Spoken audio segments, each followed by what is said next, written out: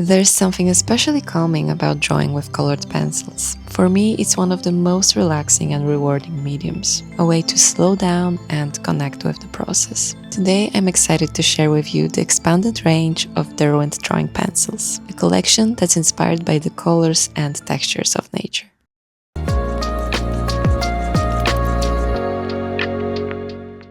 Hello everyone and welcome to my channel. My name is Gabi and I'm a mixed media artist. You might know me from my portrait sketchbooking courses as well as my accounts on Instagram and TikTok known as Doodle Traffic. This video is sponsored by Derwent, who kindly provided me with the new expanded range of drawing colored pencils to explore and share with you today. I'll be unboxing them, testing and swatching some colors, and then showing you step by step how I use them to create a portrait inspired by nature. Let's begin! The Derwent Drawing range has been around for almost 40 years and it's one of the brand's most loved collections. This year, the range has been expanded from 24 to 72 nature-inspired colors, including 48 new colors. They're available in new tints of 36 and 72 pencils. I think, yes, I have here the one with 72, but you can also get them as single pencils if you want to just pick your favorites. I also got a few other supplies from Derwent to use for my artwork today. I'm gonna use a Derwent paper pad with 300 GSM and a smooth surface. I also have a sharpener and some erasers, so we can see how everything works together as a complete set. Now let's open the box of pencils. There's always something special about that moment. New art supplies carry a certain nostalgia. Like the scent of freshly opened pencils brings back memories of first childhood drawings to me. I like how smooth the colors appear, and it's a very versatile palette overall. Let's check this one. It's called Light Moss. Somehow I always reach for greens first. It is slightly thicker than other colored pencils, and that's because of the thick 5mm core, which should help to cover large areas quickly. And here's another ash blue, very nice and soft tone. You can immediately see that this palette is strongly inspired by nature. Let's see how they behave on paper before moving into actual drawing. I always liked sage-like tones. They're so relaxing to look at and to work with. I like that even the names of these pencils' colors are so carefully chosen and strongly connected to nature, like light moss and sage leaf. So far I can say that the texture feels really soft and kind of creamy. The color goes down smoothly, nothing crumbles. And if I press lightly, I get these delicate layers, and if I push harder, it gets deeper and richer.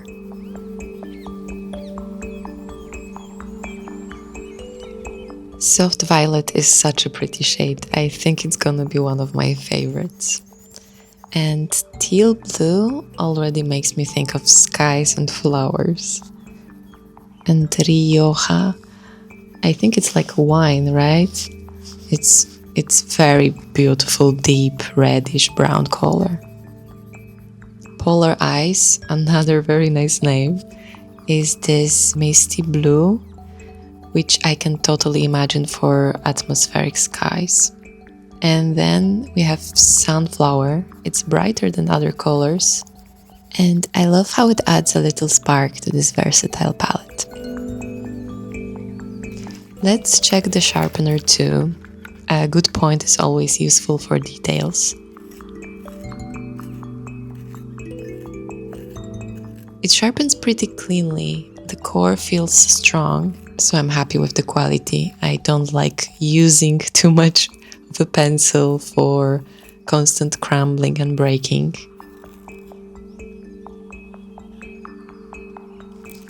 And now maybe let's test the erasers, because I like being able to clean up a sketch. And these leave the color surprisingly well, even the darker ones.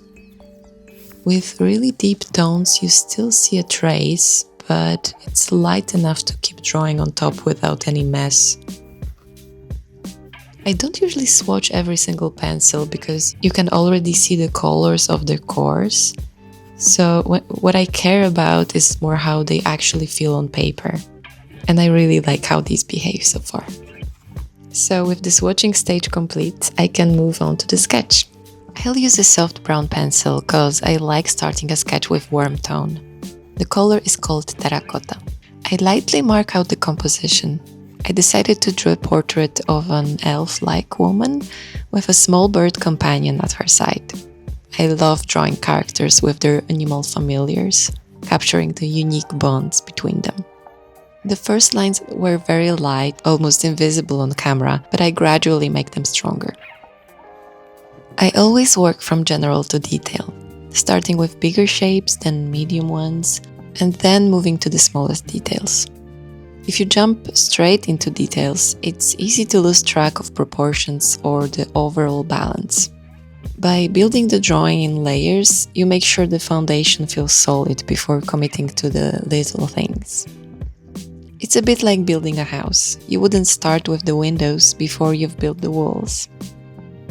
And even though the lines are more visible now, they are still light enough to erase in case I make a mistake.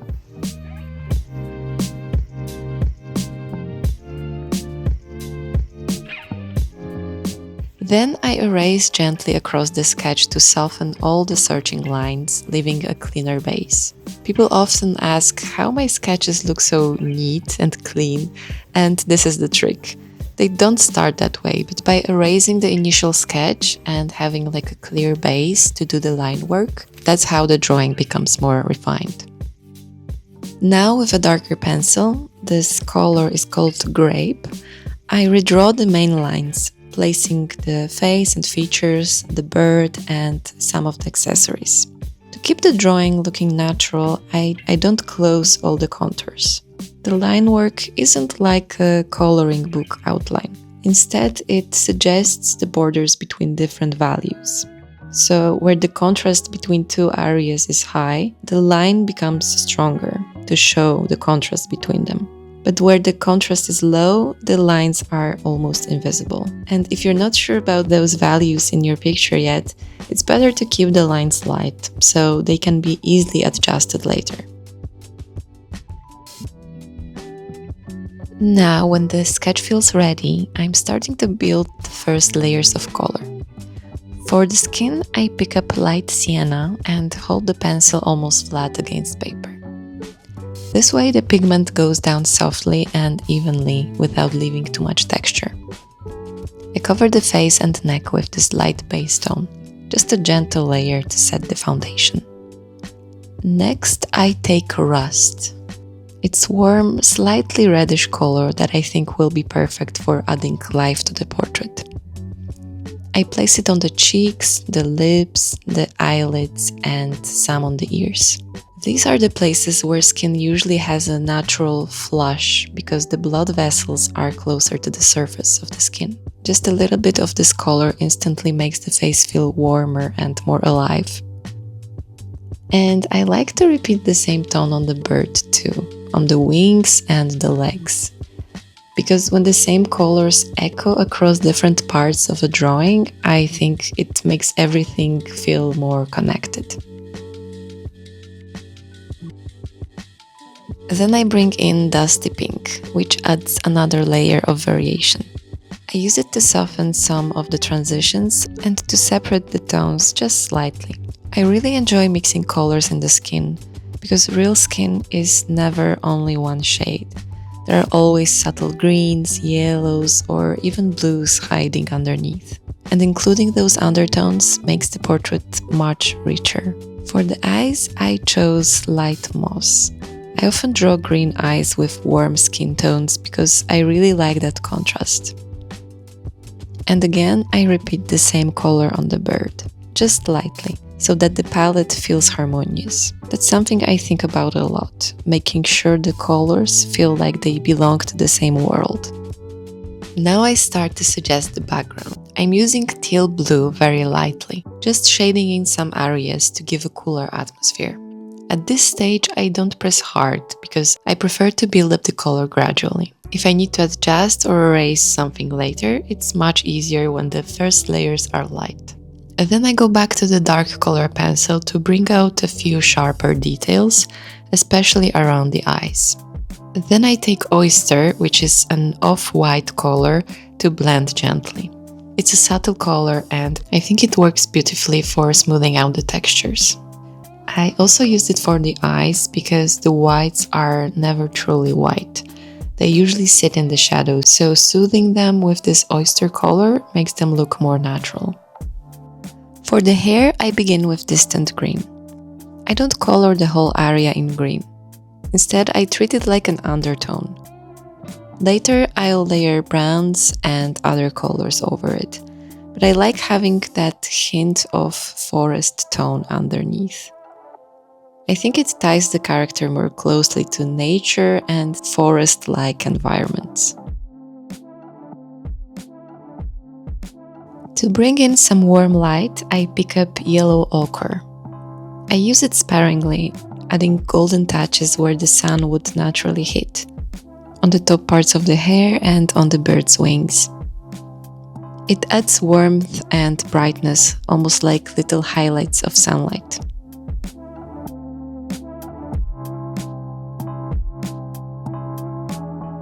I keep layering the background too, mixing teal tones with purples and grays so that it's not just one flat color. I really enjoy these gentle transitions because they give the drawing a sense of atmosphere.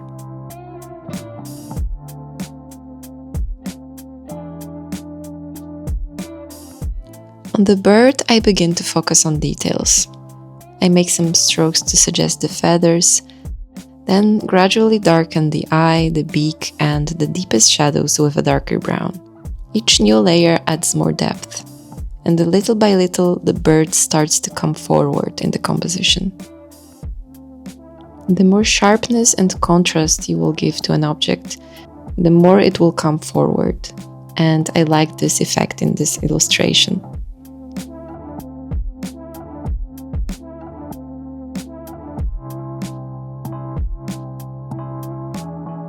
Then I move back to the character and start working on the hair. I don't use just one color here because I really like to play with different shades. For me, hair is a perfect place to experiment. I began with laying down some undertones, mostly greens. Now I continue with browns and darker greens. Then I gradually build form and light, adding warmer colors where the highlights should fall. I enjoy mixing unexpected tones together because as long as the values are correct, you can really go wild with the colors. And here the colors are already very harmonious in the palette, so those shifts look very natural. Now I start to refine some of her accessories, beads in her hair, earrings, and other small touches. It's a very pleasant stage. The drawing already looks pretty complete, but I feel like trying one more thing. I want to see how she would look with deer antlers. I'm not sure if it's going to work, so I place a thin sheet of paper over the drawing and sketch the antlers on top. Almost like testing another layer in digital art. So then I cut them out and hold them against the portrait to check the fit. And I actually like how they look. So let's trace around them with a pencil. I'm using a brown pencil. And erase a bit underneath so the next layer will be more even. And then I can start shading.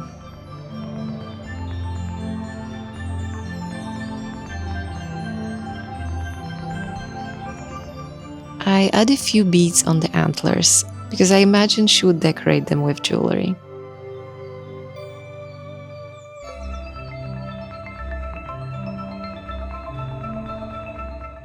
I also drew some simple plant tattoos on her neck and shoulder, just little leaf motifs.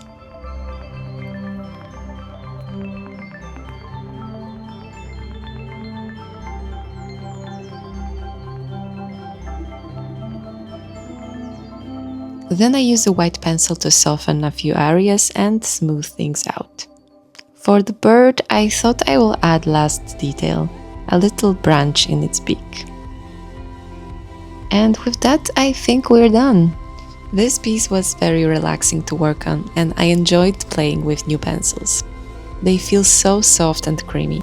They layer well and the colors connect beautifully with each other. I hope you enjoyed watching the process as much as I enjoyed drawing it. Thanks again to Derwent for sponsoring this video, and thank you for spending this time with me. I hope to see you in my next video.